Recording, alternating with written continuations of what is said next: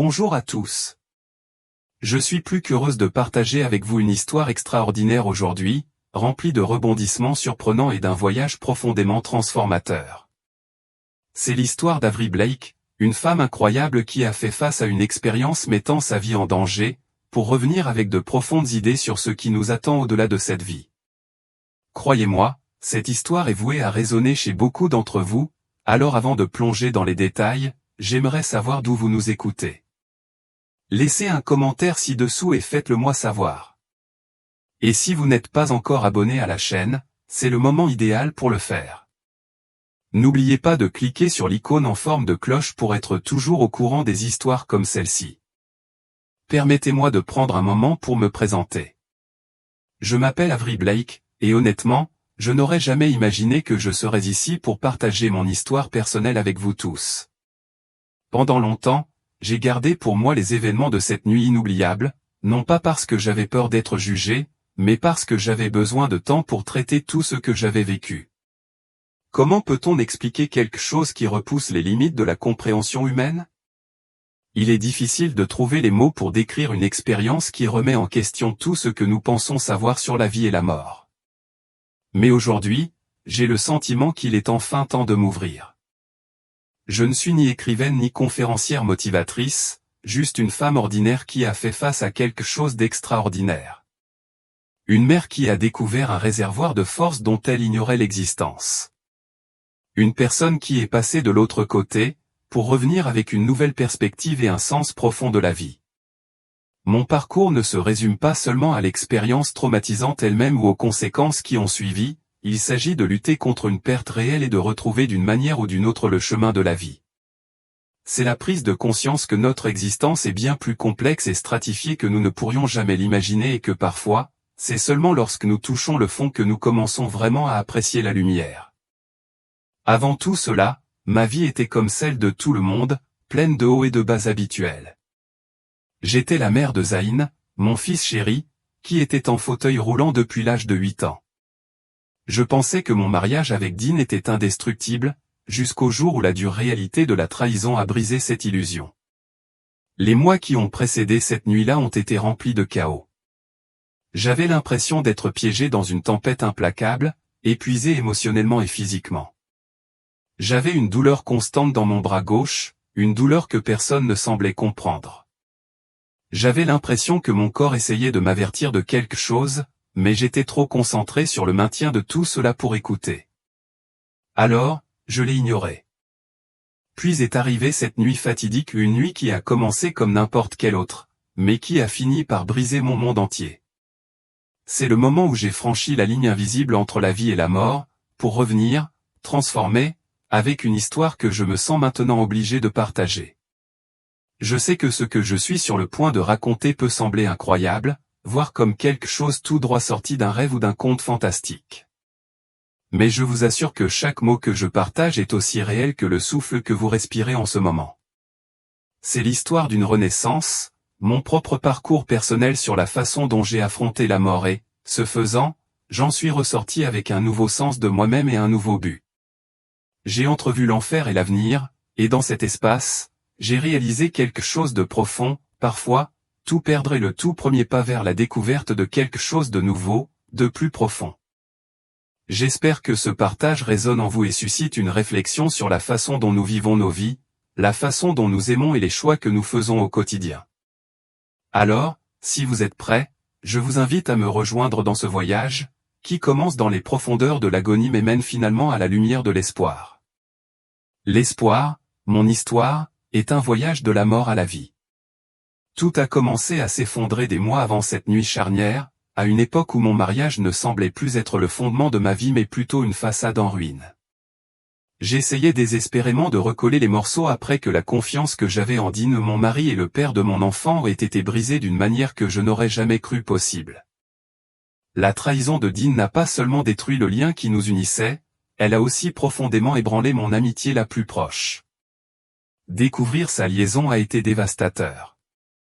Ce n'est pas seulement la liaison elle-même qui m'a brisé, mais le fait de réaliser que c'était avec Tessa, ma meilleure amie, celle à qui je m'étais confié, à qui j'avais partagé toutes mes joies et mes peines et à qui j'avais confié mes pensées les plus intimes. La douleur était au-delà de tout ce que j'aurais pu imaginer. Et juste au moment où je pensais que ça ne pouvait pas être pire, j'ai appris que Tessa était enceinte. La nouvelle s'est répandue rapidement, et bientôt, ma douleur privée n'était plus seulement la mienne. C'était un spectacle public, les murmures et les jugements planaient dans l'air partout où j'allais. Mon agonie personnelle était exposée aux yeux de tous, scrutée par ceux qui ne comprenaient pas la profondeur de la blessure.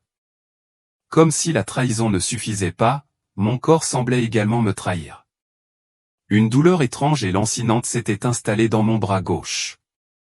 Elle n'était pas seulement physique, c'était une étrange combinaison d'engourdissement et de faiblesse, comme si mon corps m'avertissait, mais je n'avais pas la force d'y prêter attention. Qui m'écouterait de toute façon ? Le scandale entourant l'infidélité de mon mari a consumé tout mon entourage, et dans le chaos, j'avais à peine la bande passante émotionnelle pour y faire face. Et puis il y avait Zayn, mon précieux fils, confiné dans un fauteuil roulant depuis l'âge de 8 ans. Le voir affronter ces batailles quotidiennes me brisait le cœur, et je me sentais submergé par une peur constante, et s'il n'avait jamais eu la chance de vivre une vie normale ?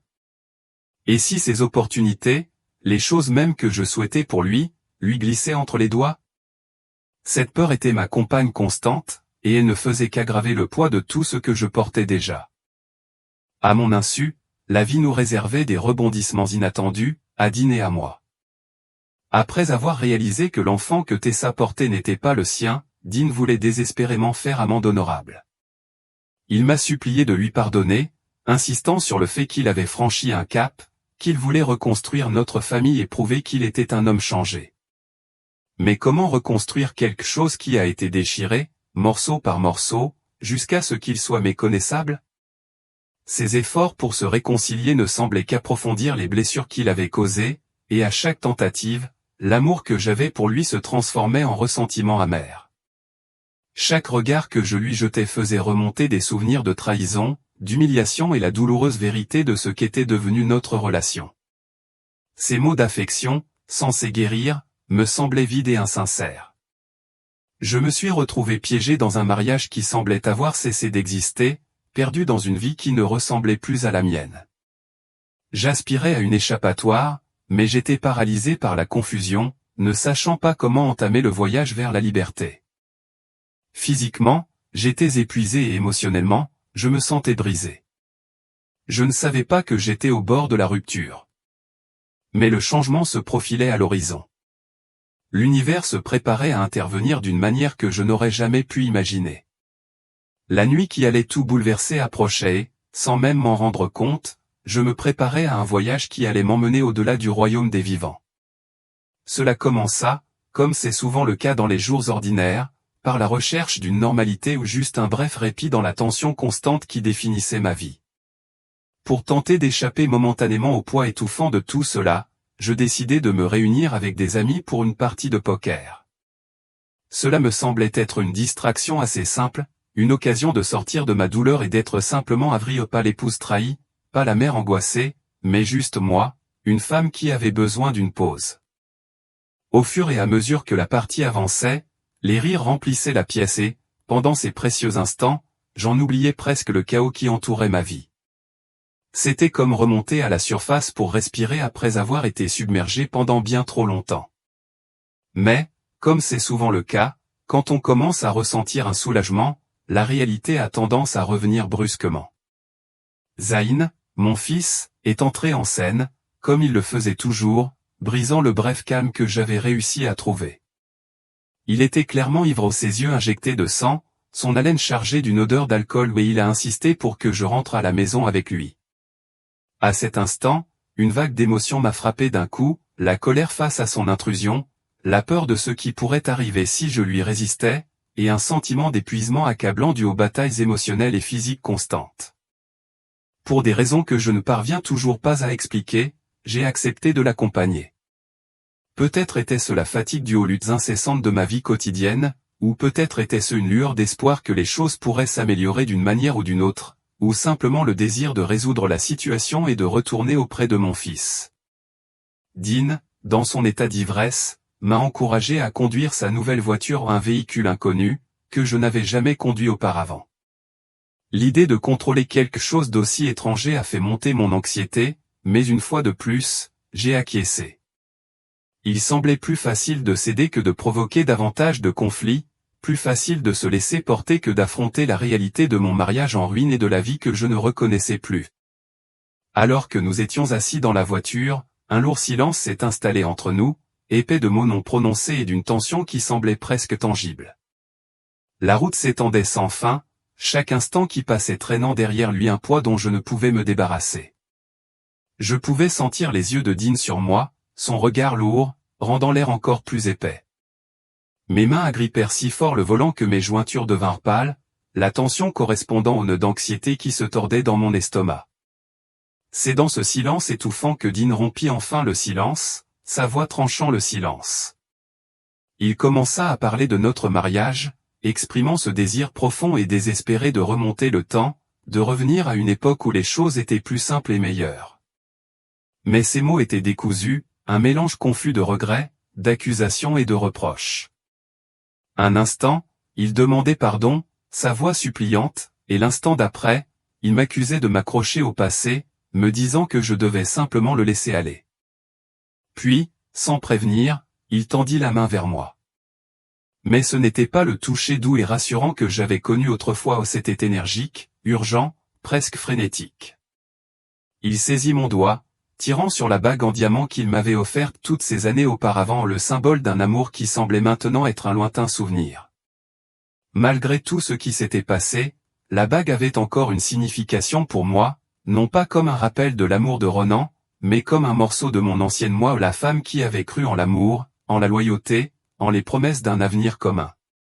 J'ai instinctivement retiré ma main, ne voulant pas le laisser me prendre cela aussi. Au moment où ma main s'est retirée, tout a changé. Le visage de Dean s'est déformé d'une manière que je n'avais jamais vue auparavant. Ses traits se sont déformés par la colère, la frustration et quelque chose de plus sombre, de menaçant.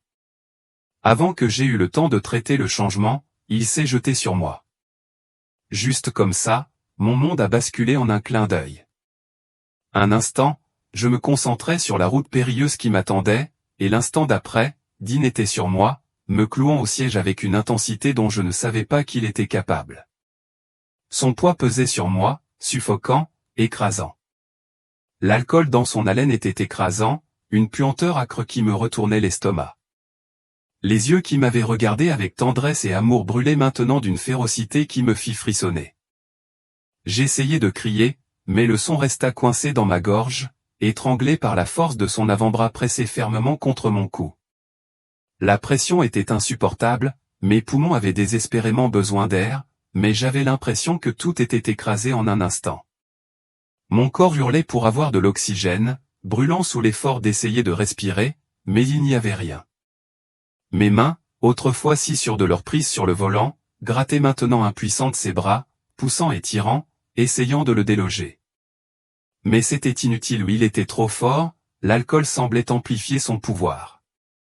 Alors que ma vision commençait à se brouiller et que des taches sombres dansaient devant mes yeux, j'entendais les battements frénétiques de mon cœur, chaque battement plus fort que le précédent, résonnant dans mes oreilles comme s'il comptait mes dernières secondes. La panique s'installa, une étreinte glaciale qui se répandit dans ma poitrine et rendit mes membres faibles et inutiles. Mon corps se battait, implorait de l'air qui semblait hors de portée, tandis que mon esprit se bousculait avec des pensées que je ne pouvais contrôler. Zayn, mon fils adoré, que lui arriverait-il si je ne pouvais plus être là pour lui? La pensée de lui, vulnérable et seul, me déchirait le cœur.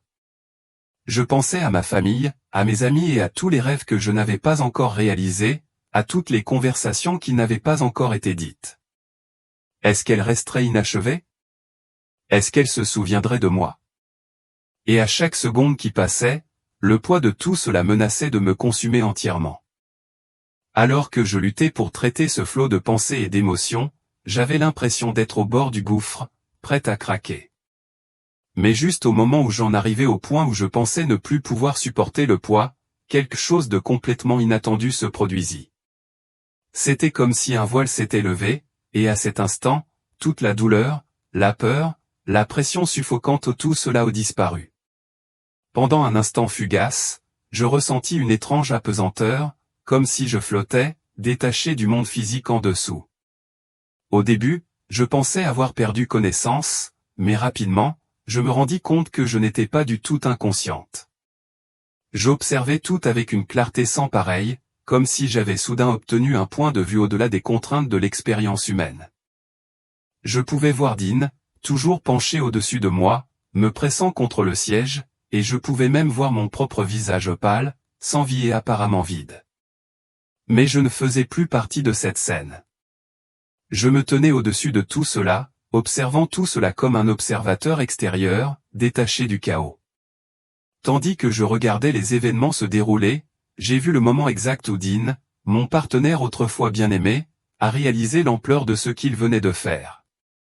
La panique a scintillé dans ses yeux et, sans hésitation, il a relâché son étreinte de mon cou, m'a secoué violemment, m'appelant par mon nom avec désespoir. Mais je ne pouvais pas répondre. Mon corps était là, mais pas moi. J'avais traversé, n'étais plus attaché à la chair qui était si immobile. Ce n'était pas la sensation de m'évanouir ou de perdre connaissance. Non, c'était quelque chose de complètement différent. J'avais franchi la frontière entre la vie et la mort.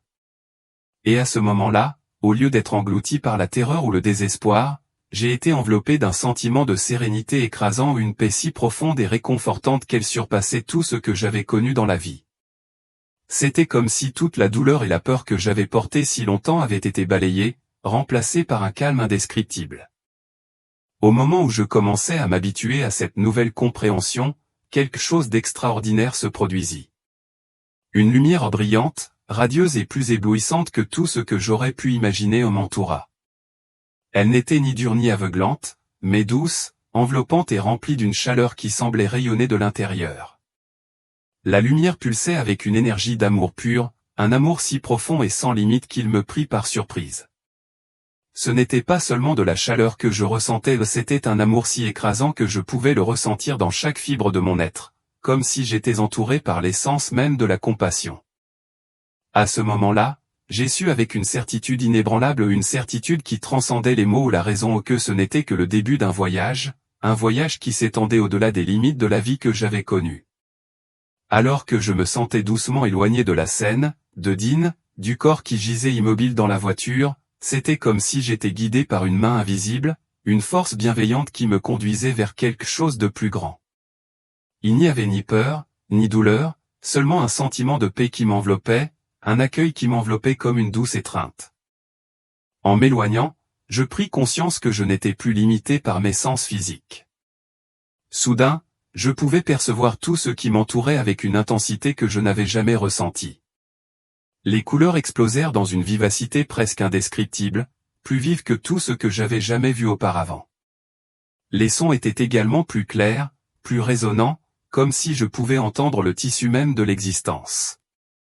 Et, plus étonnant encore, je pouvais sentir le pouls de l'énergie qui reliait tous les arbres, les étoiles, l'air même que je respirais comme un réseau vivant d'interconnexion qui s'étendait à l'infini dans toutes les directions.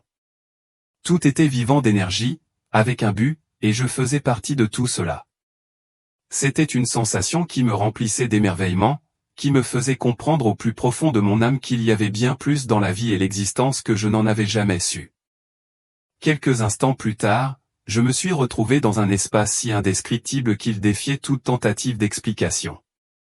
C'était comme si j'existais partout et nulle part à la fois. Le temps lui-même perdait son sens, se dissolvant dans un présent intemporel qui entremêlait le passé, le présent et le futur en un seul instant homogène. Alors que je m'enfonçais plus profondément dans cet état extraordinaire, tout ce qui me semblait autrefois insaisissable ou incompréhensible s'est soudainement mis en place. Imaginez avoir accès à toutes les connaissances de l'univers, où les réponses aux plus grandes questions de la vie m'étaient présentées, claires et indéniables. À cet instant, j'ai saisi l'essence même de la vie, la profondeur de l'amour, l'interdépendance de tout ce qui nous entoure. J'ai compris comment chaque décision, chaque action, envoie des ondulations à travers la vaste et complexe tapisserie de l'existence. Ma vie entière s'est déroulée devant moi, non pas comme une simple série d'événements ou une chronologie, mais comme une mosaïque riche et dynamique d'expériences, de relations et de leçons apprises. Chaque choix, chaque interaction, que je l'ai reconnu ou non à ce moment-là, avait un sens. Les opportunités que j'ai manquées et les chemins que j'ai empruntés, tout cela est devenu limpide. Et au lieu de ressentir de la tristesse ou des regrets, j'ai été rempli d'un profond sentiment de compréhension et d'acceptation. Le poids de mon passé, la douleur, la confusion, ont été levés et remplacés par un sentiment écrasant de clarté. Il n'y avait pas de jugement, seulement une profonde compréhension et une paix. Au milieu de cette expérience surréaliste, j'ai ressenti une présence ou une conscience qui n'était pas un être au sens conventionnel du terme, mais plutôt une force d'énergie pure. Elle irradiait un amour inconditionnel, m'enveloppant comme une couverture de chaleur, me faisant me sentir en sécurité et chéri. Cette présence n'était pas imposante, elle était nourrissante, me guidait vers des vérités plus profondes et m'encourageait à voir les choses sous un jour nouveau.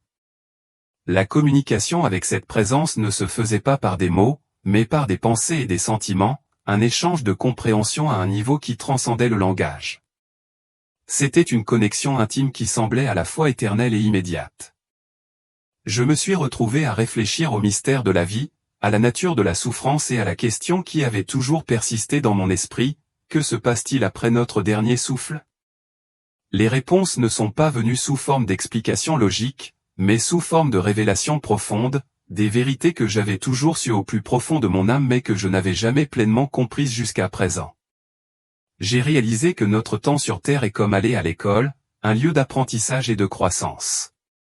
Les luttes auxquelles nous sommes confrontés et les difficultés que nous endurons ne sont pas des punitions, mais des étapes essentielles de notre évolution. Ce sont des occasions d'apprendre, de changer, de grandir. Et l'amour est la plus grande force de toutes. Il transcende tout, même la mort. C'est l'énergie qui relie toutes choses, la force motrice derrière chaque action, chaque pensée, chaque relation. Puis mes pensées se sont tournées vers Dean. Dans cet espace, je n'étais plus consumé par la colère ou le ressentiment. Au lieu de cela, une vague de compassion m'a submergé. Je l'ai vu, non pas comme l'homme qui m'avait trahi, mais comme quelqu'un de profondément blessé, aux prises avec ses propres peurs et insécurités. Ses actions, bien que douloureuses, provenaient d'un lieu de confusion et de souffrance, pas de malveillance.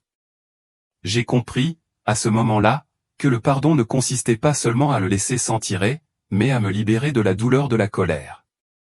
J'ai vu au-delà de ces actions l'âme qui se cachait en moi, et je me suis senti rempli d'empathie, plutôt que d'amertume.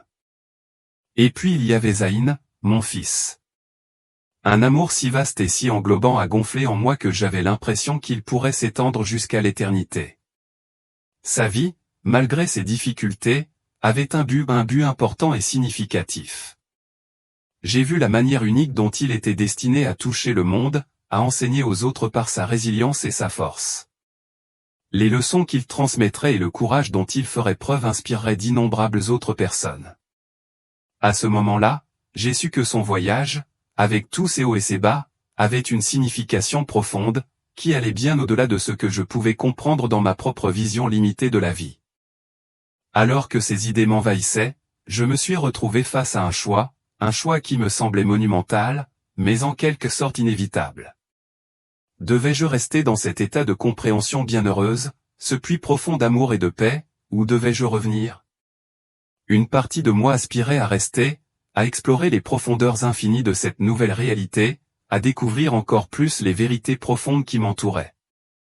Mais alors que je m'attardais dans cet espace, une vision m'est apparue, claire et indéniable. Mon temps sur Terre n'était pas terminé.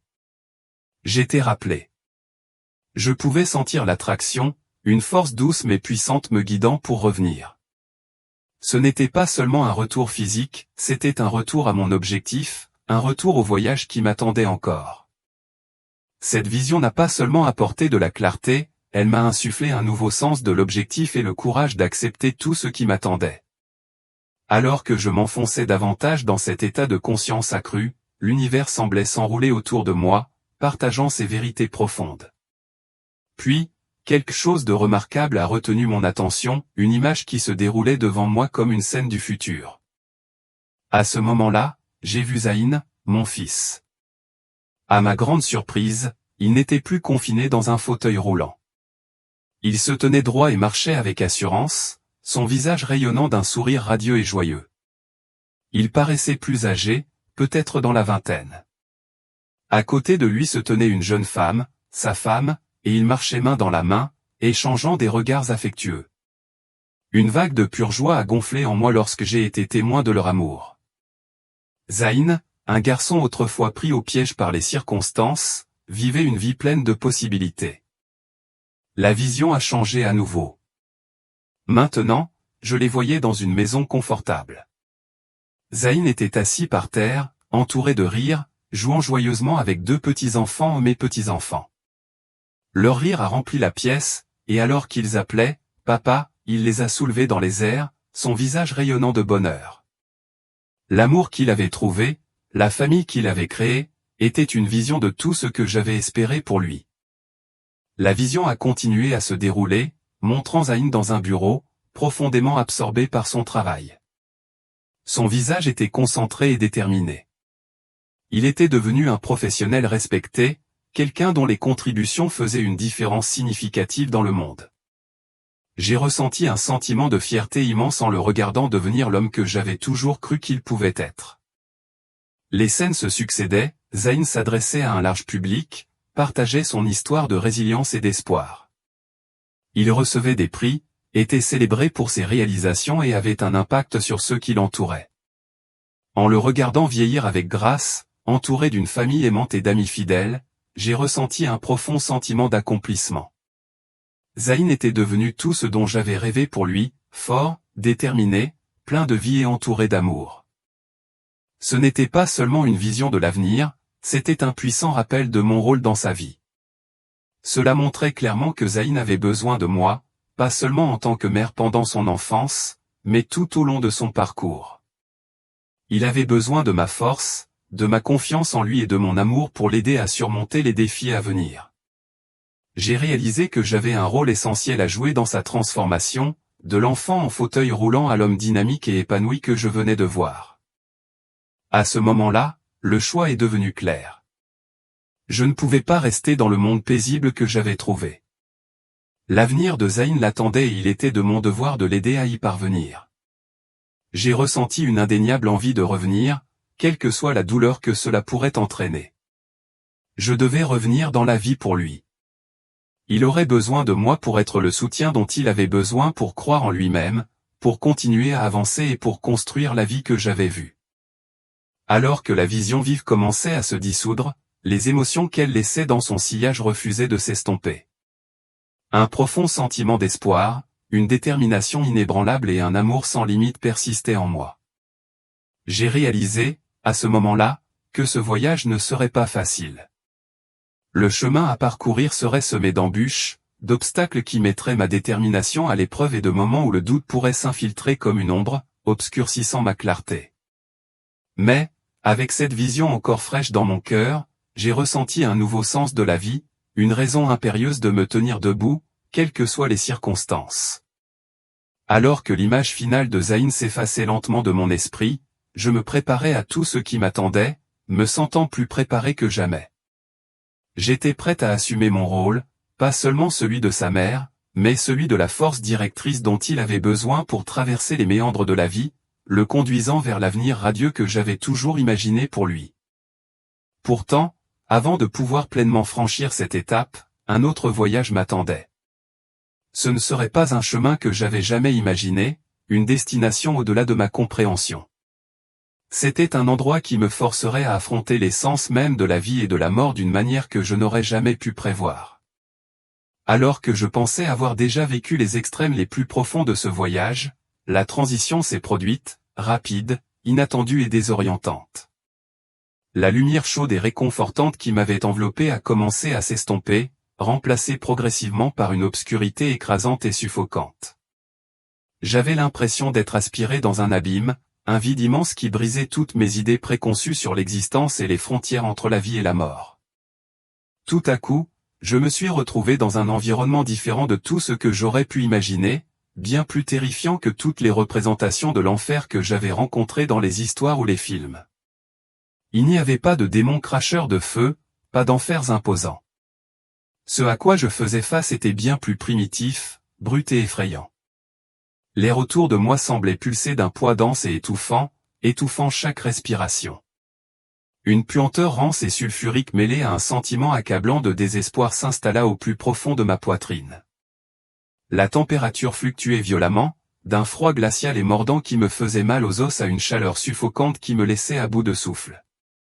Dans toutes les directions où je me tournais, je pouvais voir les âmes tordues et torturées des damnés, des êtres éthérés et intangibles se tordant dans une agonie éternelle. Ce n'étaient pas des corps physiques, mais des restes d'ombre, leur forme tordue par la douleur. Certains d'entre eux semblaient brûler dans des flammes qui semblaient sans fin, le feu les brûlant sans consumer leur essence, un tourment éternel qui semblait s'étendre sans fin. D'autres étaient entourés d'une obscurité si épaisse et englobante qu'elle drainait jusqu'à la dernière once d'espoir de leur être. J'ai regardé avec horreur certaines de ces âmes qui semblaient piégées dans un cycle sans fin et exaspérant, forcées de revivre leurs pires moments encore et encore. Leur souffrance n'était pas seulement physique mais émotionnelle, une boucle perpétuelle de culpabilité, de regret et de chagrin qui se jouait sans fin. L'air autour de moi était rempli d'une cacophonie assourdissante de cris ou des cris de désespoir et des gémissements de pitié qui résonnaient dans l'espace, créant une symphonie cauchemardesque de tourments. Alors que mes yeux scrutaient la scène horrible devant moi, un détail particulier a attiré mon attention, me frappant d'un sentiment à la fois de terreur et de curiosité. Certaines âmes semblaient avoir été incinérées, leurs restes réduits en cendres après la mort. La vue était à la fois dérangeante et déroutante, et je ne pouvais m'empêcher de m'interroger sur sa signification. Mon regard se tourna vers la faible lueur de lumière toujours présente dans l'ombre, le même être qui m'avait guidé à travers cette transition bouleversante. Avec un mélange de peur et d'incertitude, je demandai, est-ce pour cela qu'ils sont ici? Bien qu'aucun mot n'ait été prononcé, une compréhension profonde et bouleversante commença à s'installer en moi. Ce n'était pas par le langage mais par une prise de conscience puissante et viscérale. Ces âmes n'étaient pas ici à cause de la mort elle-même. Leur présence dans ce royaume n'était pas le résultat d'une punition d'une divinité vengeresse. Non, c'était leur choix ou leurs actions, leurs décisions et l'essence même de ce qu'ils avaient été au cours de leur vie qui les avait conduits à cet endroit. Ce royaume sombre et oppressif n'était pas un lieu de rétribution d'une force extérieure. C'était la manifestation des actions des âmes, de chaque moment, de chaque choix, de chaque pensée et du poids qu'elles portaient de la vie qu'elles avaient vécue. La véritable nature de leur tourment n'était pas physique mais spirituelle, un reflet de qui elles avaient été et des conséquences de leurs désirs, peurs et regrets les plus profonds. Au plus profond de mon esprit, je pouvais voir de manière vivante les individus piégés dans leurs propres enfers personnels, chaque âme piégée par les conséquences de ses actes. Ils avaient façonné leur tourment unique, façonnés par le mal qu'ils avaient causé ou par la cupidité et l'égoïsme qui avaient défini leur vie. Quelques-unes de ces âmes semblaient incapables de s'échapper de la prison de leur propre culpabilité, parcourant sans fin les blessures auto-infligées du regret et du manque de pardon. J'ai observé, ressentant à la fois de la tristesse et de l'empathie pour elles, alors qu'elles continuaient à souffrir, inconscientes de leur propre pouvoir de se libérer. Il est devenu clair pour moi que beaucoup étaient piégés dans cet état parce qu'elles ne pouvaient pas voir au-delà de leur schéma de pensée et de comportement destructeur. Ils étaient aveugles à la possibilité de la rédemption, incapables d'imaginer qu'un autre chemin pouvait être choisi, celui de la paix et de la libération. En observant cette scène angoissante, mes pensées se tournèrent soudain vers Zayn. Ses actions et la violence qui m'avaient amené à cet endroit résonnèrent douloureusement en moi.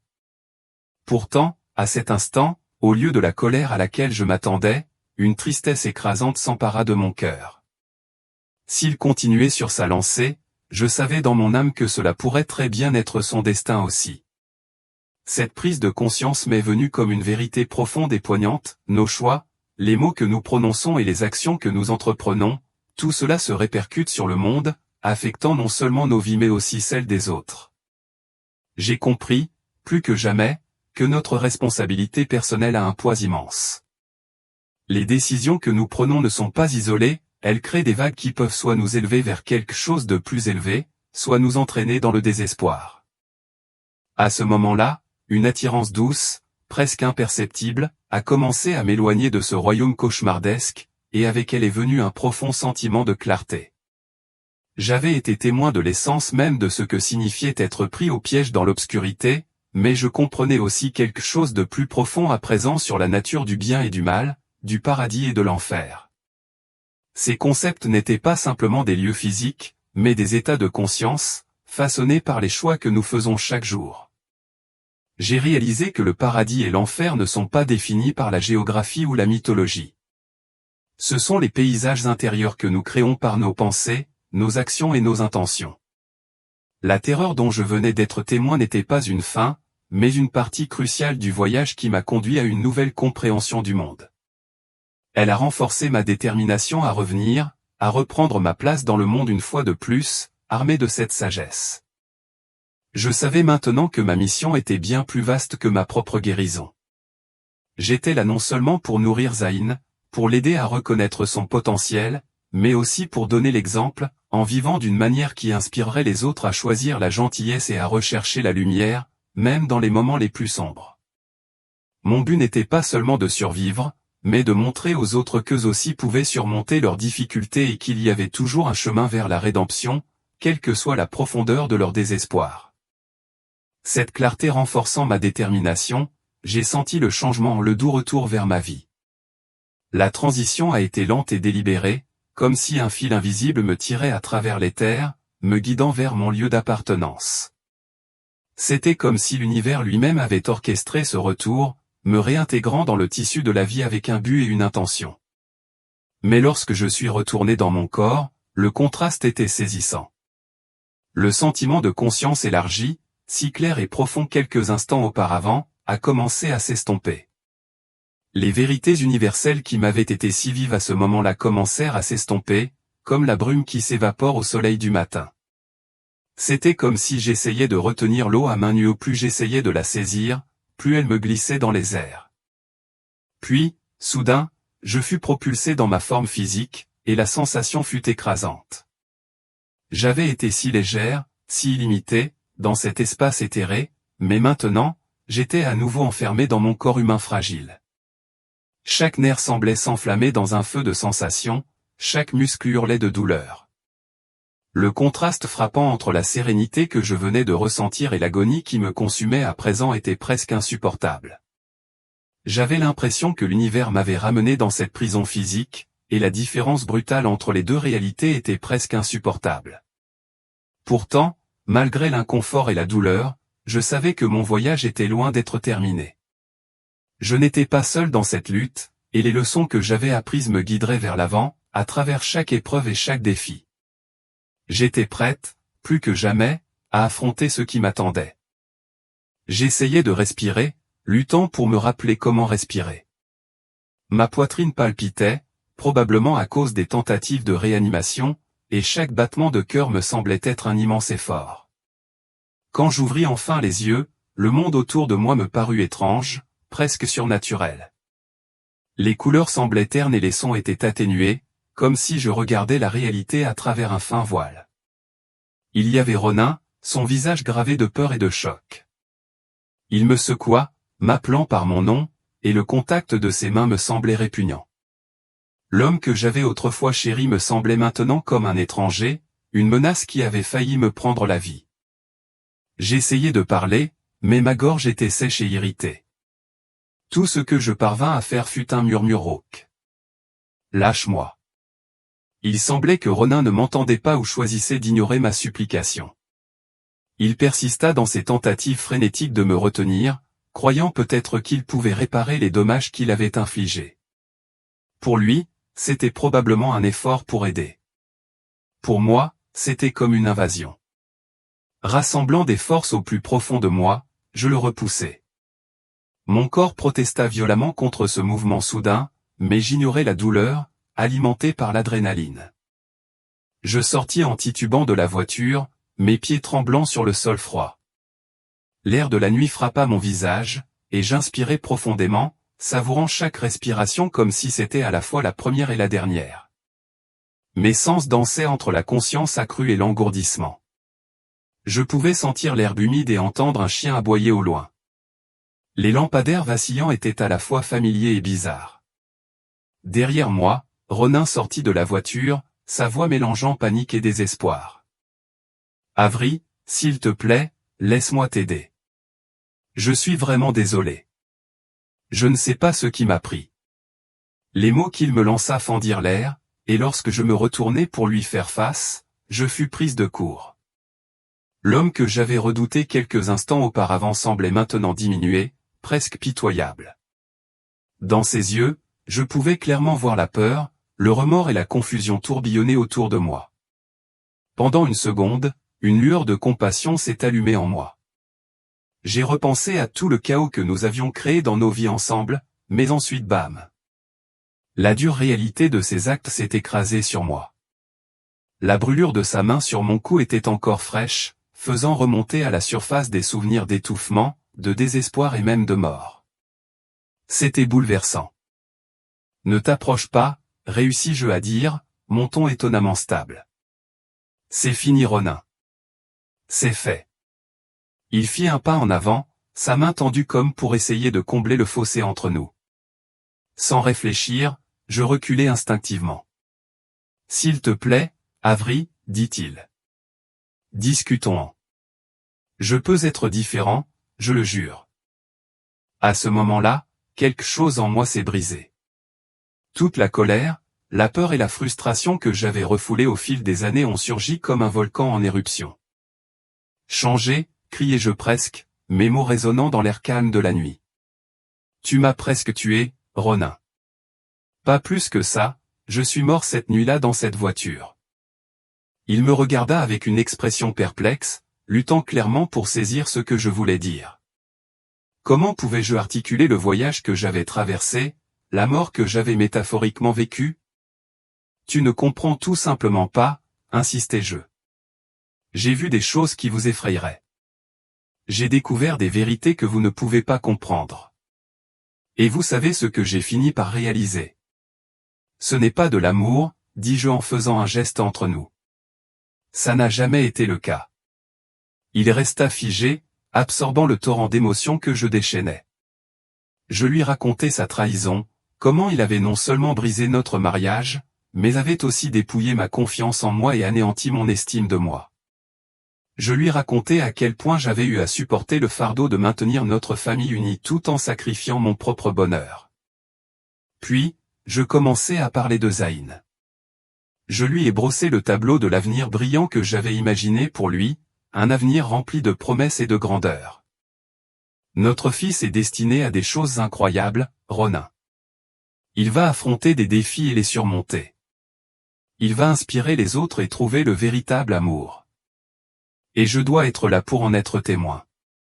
Je dois le soutenir dans ce voyage. Tandis que je parlais, j'ai senti une force intérieure commencer à éclore. Ce n'était pas la colère ou le ressentiment qui me guidait. C'était la détermination et un objectif. Au fond de moi, je savais que ma vie avait irrévocablement changé cette nuit-là. C'est fini, Dean, répétai-je, cette fois avec un sentiment d'assurance calme. Je m'en vais, et tu ne peux pas m'en empêcher. Tu ne me suivras pas, laisse-moi juste en dehors de ça. Si tu veux vraiment changer, dis-je à Zayn en me détournant. Il avait l'air vaincu, et alors que je m'éloignais, j'entendis quelque chose tomber par terre. C'était ma bague en diamant, toujours dans sa main. Je ne jetai même pas un regard en arrière. Cette partie de ma vie était derrière moi maintenant. À chaque pas que je faisais dans la rue faiblement éclairée, la douleur dans mon corps était indéniable, mais mon esprit semblait clair et une légèreté emplissait mon cœur. Cette nuit m'avait changé, m'avait transformé d'une manière que je pouvais à peine comprendre. Dans un sens, j'étais mort, mais dans un autre, Zayn était né de nouveau. Un nouvel avenir s'offrait à lui, rempli de possibilités, un avenir où il pourrait trouver le véritable amour, nouer des liens significatifs et tracer une voie qui lui permettrait de faire une réelle différence dans le monde. Alors que je m'aventurais dans l'inconnu, un sentiment de paix, inattendu et profond, m'envahit. C'était une paix que je n'avais pas ressentie depuis des années, pas depuis avant la violence, avant que l'obscurité ne s'empare de ma vie. J'étais pleinement consciente que le chemin à parcourir ne serait pas facile. Il y avait encore tant de guérison à venir, tant de travail à faire. Mais pour la première fois depuis longtemps, je me suis retrouvé à regarder vers l'avenir avec anticipation. J'avais pris conscience de quelque chose de profondément important, la vie est un cadeau extraordinaire. Chaque instant est précieux, et l'amour véritable et inconditionnel que nous donnons et recevons est la force la plus puissante que nous ayons. Grâce à cette compréhension, je me sentais prête à affronter tout ce qui m'attendait, sachant qu'aucun défi n'était trop grand lorsqu'on est armé d'amour et d'un sens clair de l'objectif. La période qui a suivi cette nuit inoubliable a été un tourbillon d'émotions contradictoires, de luttes intenses et d'obstacles difficiles. Ma guérison a été loin d'être simple, il ne s'agissait pas seulement de réparer mon corps, mais de me lancer dans un profond voyage émotionnel et spirituel. Physiquement, j'avais besoin de temps pour guérir du traumatisme que j'avais subi. Pendant des semaines, la douleur dans ma gorge m'a rappelé constamment les horreurs auxquelles j'avais été confronté. Même les actions les plus élémentaires, avaler, parler ou simplement respirer sont devenues des tâches difficiles. Les ecchymoses sur mon cou semblaient persister, refusant obstinément de s'estomper, comme si mon corps était déterminé à conserver le souvenir de la violence que j'avais subie. Mais l'inconfort physique, bien qu'écrasant, n'était qu'une facette de la réalité. La véritable bataille était intérieure, face aux blessures émotionnelles et psychologiques que l'attaque m'avait infligées. Le sommeil n'était plus qu'un lointain souvenir. Chaque fois que je fermais les yeux, j'étais propulsé dans cette voiture étouffante, piégé dans l'obscurité, submergé par la panique. La vivacité de ces moments me revenait avec une clarté terrifiante, rendant presque impossible toute fuite. Reconnaissant que je ne pouvais pas traverser ce voyage par moi-même, j'ai demandé de l'aide. La thérapie est devenue une partie cruciale de mon processus de guérison. Au début, revisiter le traumatisme était atroce. Revivre les pires moments et affronter mes peurs les plus profondes, c'était comme ouvrir une plaie qui n'avait jamais complètement cicatrisé. Mais petit à petit, j'ai commencé à tout décortiquer, pas seulement l'attaque elle-même, mais tout le parcours qui m'avait mené jusqu'ici. Partager mon expérience de mort imminente en thérapie me semblait intimidant. Comment pouvais-je transmettre quelque chose d'aussi profond avec de simples mots? J'avais peur que ma thérapeute pense que je perdais le contrôle de la réalité ou qu'elle ne considère mon expérience que comme le fruit de mon imagination. Le chemin vers la guérison n'a pas été linéaire, surtout en ce qui concerne le traitement de mes sentiments envers Ronin. La colère, la peur et la trahison que j'avais ressenties à son égard étaient mêlées à un fouillis d'émotions, et il m'a fallu du temps pour les trier. Pourtant, au milieu de la complexité de ces sentiments, je ne pouvais ignorer l'empathie qui persistait. Je comprenais, à un certain niveau, que ces actions étaient le reflet de sa propre douleur et de sa confusion, et cette prise de conscience a rendu le chemin vers la guérison encore plus compliqué.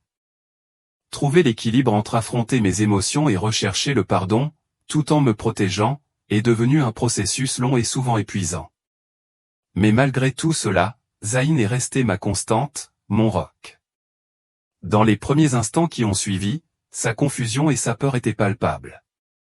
Le changement soudain dans nos vies était trop difficile à comprendre pour lui. Pourquoi restions-nous chez ma sœur? Pourquoi son père n'était-il plus là? Cela m'a brisé le cœur de lui expliquer ce qui s'était passé, mais j'ai fait de mon mieux pour lui présenter les choses d'une manière qui ne l'accablerait pas, en protégeant son innocence tout en restant honnête. Voir Zayn traverser ce bouleversement avec une résilience aussi remarquable a été une source d'inspiration. Sa capacité à s'adapter, à trouver la stabilité dans le chaos, m'a rappelé l'espoir que j'avais toujours eu pour son avenir.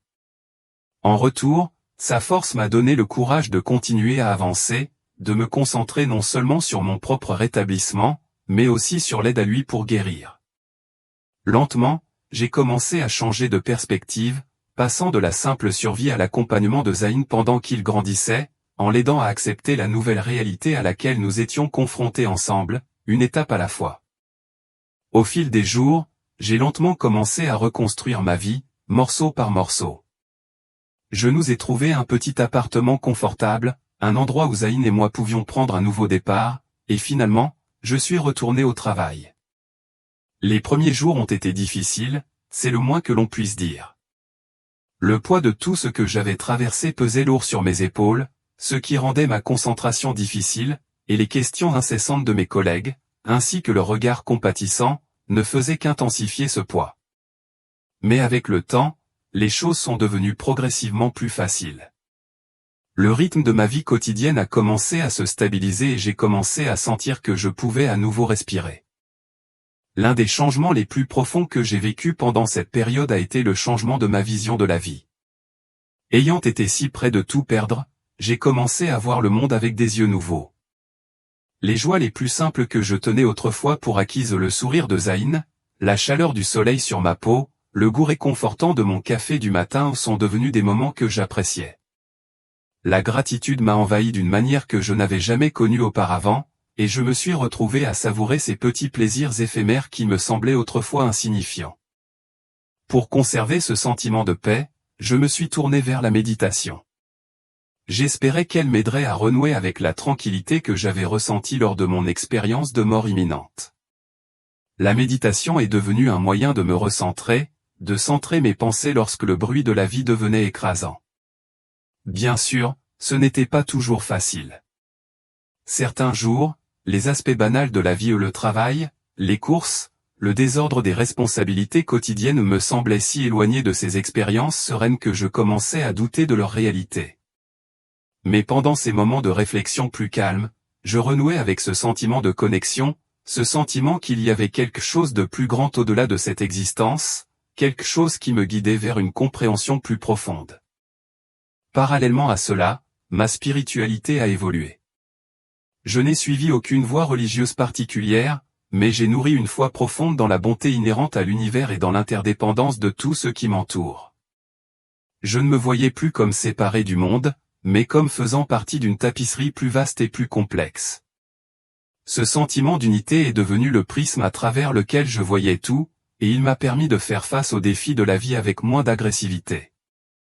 Chaque obstacle auquel je faisais face est devenu moins un fardeau et plus une opportunité de croissance.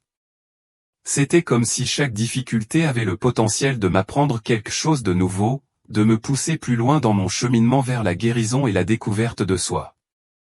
Au fil des mois, je me suis retrouvé à considérer chaque interaction avec les autres comme une occasion de partager amour et compassion, même dans les moments les plus ordinaires. Je ne me remettais pas seulement du traumatisme, j'évoluais. La femme qui est sortie de ce voyage était non seulement plus forte, mais aussi plus sage, plus empathique et plus à l'écoute des besoins des autres. En affrontant mes peurs les plus profondes et en affrontant la mort elle-même, j'ai trouvé un nouveau but dans la vie. Je savais que mon processus de guérison n'était pas une destination, c'était un voyage continu. Je ne me faisais pas d'illusions en pensant qu'il serait sans défi, il y aurait toujours des jours remplis de doutes, de frustration et d'anxiété, mais maintenant je me sentais équipé pour les gérer. J'avais appris à faire confiance à ma propre résilience et, chaque jour qui passait, je devenais plus confiante dans ma capacité à affronter les obstacles que la vie pouvait me réserver. Il ne s'agissait plus seulement de guérison, mais de redécouverte, d'une belle renaissance. Cette nuit fatidique m'avait mis sur un chemin que je n'aurais jamais pu imaginer, à la fois dans le monde qui m'entourait et en moi-même.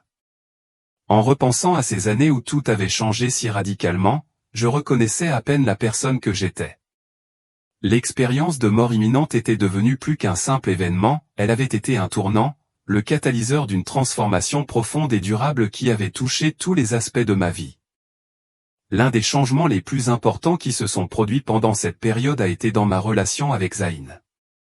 L'avenir que j'avais toujours envisagé pour lui, plein de possibilités et de potentiel infini, est devenu la force directrice de chaque décision que j'ai prise.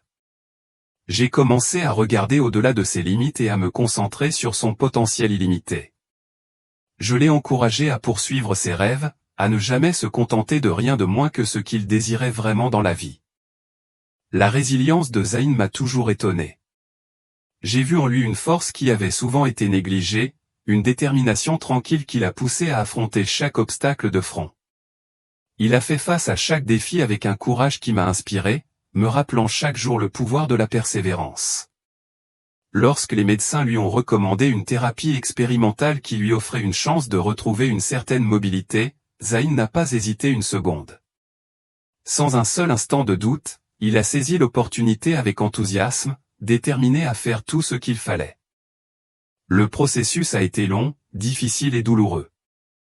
Il y a eu des jours où la frustration a menacé de le submerger, alors que le chemin à suivre semblait insurmontable. Il a versé des larmes et il y a eu des moments où il a voulu abandonner, jeter l'éponge. Mais malgré tout, Zayn a continué à avancer. Sa force, son esprit inébranlable m'ont permis de continuer, ensemble, nous avons parcouru le chemin qui nous attendait, pas à pas, côte à côte. Chaque fois que le poids du découragement pesait lourd, je faisais appel à cette vision de Zayn adulte, souriant, prospère et menant une vie pleine de sens et d'épanouissement. Cette image mentale est devenue notre phare, un puissant rappel de ce vers quoi nous travaillons. Ce n'était pas seulement un rêve, mais un objectif tangible qui nous a propulsés en avant. Et puis, des années plus tard, lorsque j'ai vu Zayn faire ses premiers pas sans soutien, j'ai été submergé par l'émotion. Ce n'était pas un miracle, c'était un rêve. C'était le résultat d'efforts inlassables, d'une persévérance acharnée et d'une foi inébranlable en sa capacité à défier les probabilités. À ce moment de triomphe, tout s'est soudainement mis en place. J'ai compris, avec une clarté cristalline, pourquoi j'étais revenu, pourquoi l'univers m'avait donné cette seconde chance de vivre. Ma vision de la vie et de la mort avait irrémédiablement changé. La mort, qui avait été autrefois une source de peur et d'anxiété, n'avait plus ce pouvoir sur moi. Au lieu de cela, je l'ai abordée avec un sentiment de calme, sachant qu'elle n'était pas une fin mais une transition naturelle vers quelque chose d'autre. Soyons clairs, je ne cherche pas la mort. Bien au contraire. Mes expériences m'ont montré à quel point la vie est précieuse. J'ai appris que la mort n'est pas quelque chose à craindre, mais plutôt un passage vers une forme d'existence différente, une continuation du voyage d'une nouvelle manière. Cette compréhension a radicalement transformé ma façon de vivre. Chaque jour est désormais comme un cadeau, et je chéris chaque instant. J'ai appris à apprécier les choses les plus simples, les petits moments fugaces qui semblaient autrefois insignifiants. J'ai appris à laisser de la place aux autres, à les écouter attentivement et à les aimer plus pleinement. Le pardon est devenu une pierre angulaire de mon existence. J'ai appris à lâcher prise plus facilement, à me libérer des fardeaux de jugement et de ressentiment qui pesaient sur moi. C'est vraiment remarquable de voir à quel point la négativité peut nous piéger dans nos propres enfers personnels. Le fait de voir cela de mes propres yeux m'a permis de mieux comprendre à quel point il est essentiel de cultiver l'amour, la compassion et le pardon dans nos vies. Ces pratiques sont la clé pour se libérer des cycles de souffrance que nous créons souvent pour nous-mêmes. Il est intéressant de noter que ma carrière a également pris une tournure inattendue. J'ai commencé à partager mon parcours avec d'autres personnes, d'abord dans de petits groupes de soutien intime, puis dans des lieux plus vastes. Il m'est apparu clairement que mon histoire, bien que profondément personnelle, avait le pouvoir d'offrir réconfort, force et espoir à d'autres personnes en difficulté. Je n'ai jamais eu l'intention de devenir un leader spirituel, mais si mes expériences pouvaient aider quelqu'un à trouver la résilience nécessaire pour continuer dans ces moments les plus sombres, comment ne pas les partager? Et puis il y a eu Ronan. Il m'a fallu des années pour trouver en moi un véritable pardon pour lui. Notre relation ne s'est jamais complètement rétablie et pendant longtemps, il a été largement absent de la vie de Zayn. Mais lorsque Zayn est entré dans l'adolescence et a commencé à exprimer le désir de renouer avec son père, j'ai su que je devais laisser tomber ma propre amertume persistante. Je ne voulais pas empêcher Zayn de faire l'expérience du pouvoir du pardon et de la compassion pour lui-même. Leurs retrouvailles se sont avérées être une expérience de guérison pour nous tous. J'ai vu Ronan avec un regard nouveau où il avait affronté ses propres démons et en était ressorti changé. Les luttes qu'il avait endurées l'avaient façonné d'une manière que je n'avais pas entièrement comprise auparavant. Le voir essayer de reconstruire sa relation avec Zayn et voir la croissance de tous les deux m'a rappelé l'incroyable pouvoir de la rédemption et des secondes chances. En fin de compte, mon parcours ne consistait pas seulement à surmonter le traumatisme auquel j'avais été confronté, mais aussi à transformer cette douleur en quelque chose de positif, quelque chose qui pourrait aussi aider d'autres personnes à guérir. J'ai réalisé que la vie, dans toute son imprévisibilité et sa douleur, est un voyage de croissance. Chaque instant, chaque choix a le potentiel de nous conduire vers une meilleure compréhension, un amour plus profond et une connexion plus profonde avec le monde qui nous entoure.